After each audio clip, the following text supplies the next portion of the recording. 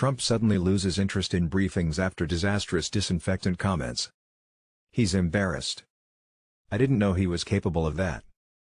Hope he keeps hiding, since it will literally save lives. I get emails from the Trump campaign. Here's what he sent 10 days ago: the fake news media can't stand that he's telling the truth. In an effort to silence him, some lunatics have even suggested that he stop his daily press conferences.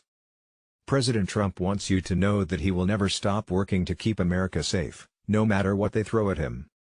He will continue to stand before you each and every day and tell you nothing but the truth. And nothing of value was lost. I think if he allowed the professionals to go up there to keep people up to date with the most current information, it would be a net positive. But because he got his feelings hurt, the whole country must pay. He would also have to answer as to why U.S. testing levels haven't increased in nearly 6 weeks. https://ib.co/7gj8ccz. This is the huge question of the moment for the United States. We're taking an absolutely passive approach to handling this pandemic, and it's going to cost us both in lives and dollars, so it's the worst of both worlds. What we've done for the last 2 months is hide from the virus while a huge chunk of the population continues to circulate, completely unaware of who's infected because we've not even tested 1% of the population. Studies have shown up to 50% of the people with the virus may have no symptoms or symptoms so mild they don't even think they have an infection. Until we're figuring out who's infected and who's not, we're playing a really bad guessing game that's wasting time we could use to isolate the people who need isolation, and get people working who are safe to work. Now imagine the people, to whom this is their guy.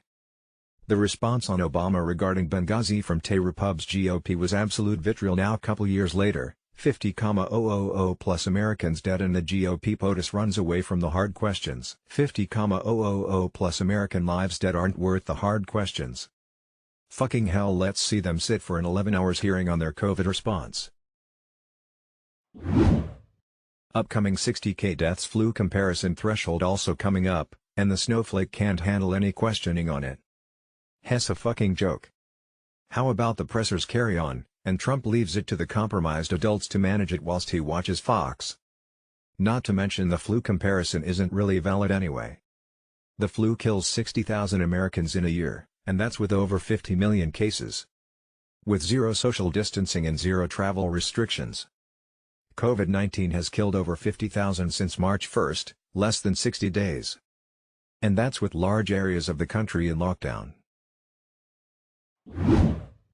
He's claiming it's because the lamestream media isn't reporting the truth or facts accurately. What are they not reporting accurately? He always just calls everything fake news and cries about the media being so mean to him, but he never gives an example. What did they report wrong? This is what gets on my nerves the most about his tweets. He is never specific about what exactly is fake news. But we already know the answer. It is anything that is negative about him. Screw you guys. I'm going home. He misses his rallies. That's the only part of this job he likes. And he can't hold them during the pandemic.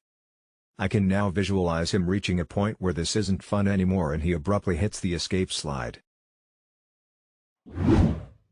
Literally like every other tight-wing troll who gets embarrassed and proven wrong on an epic scale. Whatever guys, I don't care anymore, this is stupid anyways, who cares about these things, it's dumb. Can't rage quit a pandemic like the petulant baby he is. He thought the briefings would substitute for his rallies and drive up support. But he forgot that the entire world, not just his supporters, would be watching. I assume someone has been telling him that he's hurting his re-election chances by going out there every day. He definitely didn't listen at first because he couldn't comprehend that him being on television would do anything other than help. Now he's sulking because reality set in and bruised his fragile ego. Completely pathetic. He should watch Gavin Newsom briefings to see what it looks like when, rather than taking offense and yelling at reporters in response to difficult questions, a person tries his best to give an honest answer or direct it to people who are more knowledgeable on the subject. He doesn't want to answer questions about his loan refinancing with China, and owing them hundreds of millions, because no U.S. bank will lend him money anymore. This is one of the few times that Trump shows weakness, and damn, It's because his propaganda machines can't predict his excuse. From the Karens on Facebook to Alex Jones to Fox News to the snake oil salesman, they all jumped into a different defense. Then Trump says he was being sarcastic because of the fake news media. Listening to every defender then have to roundabout to his defense or just say screw it and say it was irresponsible because they couldn't convince their audience to take the sarcasm.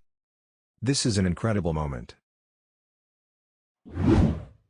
He's got to be torn. He loves to be in front of the camera. Plus, it's harder to wrangle the doctors if you're not up on stage leading with the preferred message. I think someone finally told that bleached idiot that he's not getting up in front of national TV to pull cures out of his butt like he's a contestant on one of his failed reality TV shows.